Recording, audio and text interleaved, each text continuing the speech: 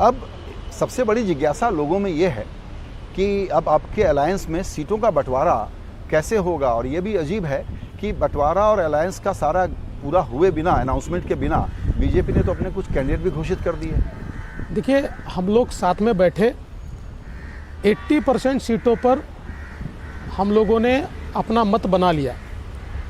तो जो सीटें भारतीय जनता पार्टी के हिस्से में आई, जो सीटें शिवसेना के हिस्से में आई, जो अजित पवार जी के एनसीपी के हिस्से में आई, तीनों ने मिलकर तय किया कि अब इन सीटों पर हम लोगों ने सहमति बना ली है। जिस पार्टी को जब चाहे अपने अपने सहूलियत के हिसाब से वो उम्मीदवार घोषित कर सकता है। जिस पर अभी हम लोगों ने चर्चा नहीं किया, जिस पर चर्चा अटकी है या जिसके ऊपर अभी डिस्कशन हो रहा है, उस पर कोई डिक्लेयर नहीं करेगा। तो इसलिए हम लोगों ने डिक्लेयर किया है। शिवसेना चाहेगी वो भी जिन सीटों पर दोनों पार्टियों ने उनको सहमति दी है कि भैया आपकी सीटें वो कर सकती है, और जिन पर एनसीपी को हमने सहमति दी वो भी कर सकती है।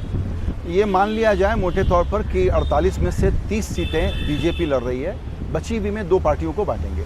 जी नहीं, ये सही नहीं है। ये सही नहीं है, इससे कम होंगी क्या?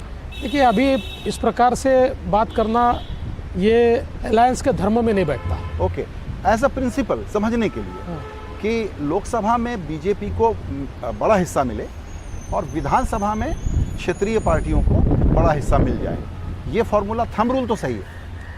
ऐसा भी कोई थंब रूल नहीं है। ऐसा है, अभी इस अलायंस में हम लोग विधानसभा में 115 है, शिवसेना 40 + 10 50 है, अजित दादा 42-43 है।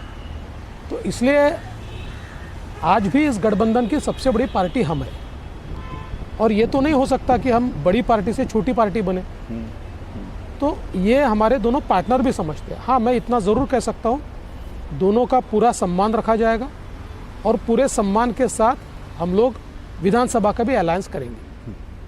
तो ये सेम ग्रुप जो बना हुआ है, ये विधानसभा में यही शेप रहने वाला है? बिल्कुल यही शेप रहेगा, यही ग्रुप रहेगा, साथ में लड़ेंगे और विधानसभा भी चुनकर आएंगे।